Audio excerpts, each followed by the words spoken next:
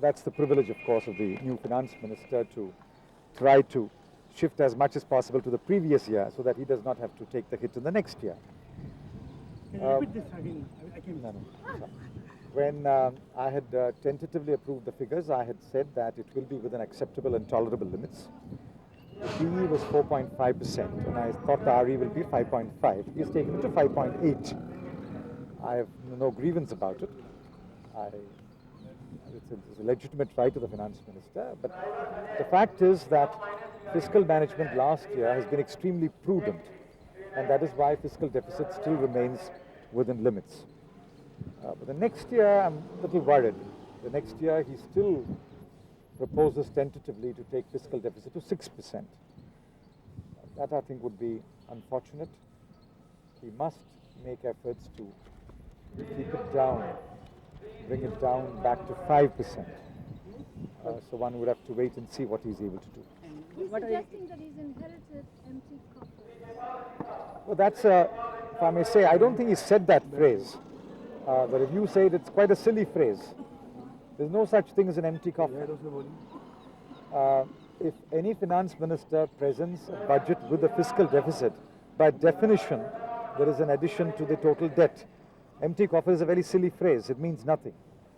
If it refers to foreign exchange reserves, let's remember that the UF government added $7 billion in the 20 months that they were in office. On the 1st of June 96, we had $17 billion. Today we have $24 billion. So we've added $7 billion, and nobody in his senses can call that empty coffers. So what reasons you attribute for the decline of exports? Well, this is a question that must be addressed to the previous Commerce Minister and to the new Commerce Minister. There are a number of reasons for decline in exports. One of them being world trade being sluggish, and the other being a serious devaluation of East Asian currencies. But what are the indications for next budget? What do you see in the next budget? I can't say. 6% fiscal deficit is not a good beginning. I think Mr. Yashwant Sinha recognized that and said so. I hope he will take steps to bring it down to 5%. It's been said that your dream budget has turned out to be... Nobody has said it. You tell me who said it and then we will answer. I think you're putting words. That gets the reflection of what is the state of economy around that. Because when the voluntary disclosure schemes were there, and about 10,000 crores of rupees they got, which temporarily breached the fiscal deficit at the center. But now, April onwards, about 77% of them is to be transferred to the state. Naturally, the center's fiscal deficit will increase. But one thing can be said that to keep it at 5% is nothing but a tall thing.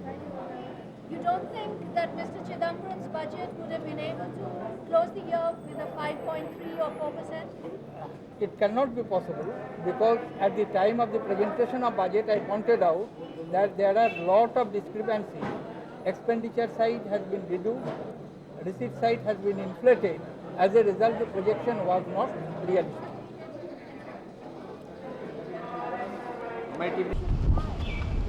Not my fault.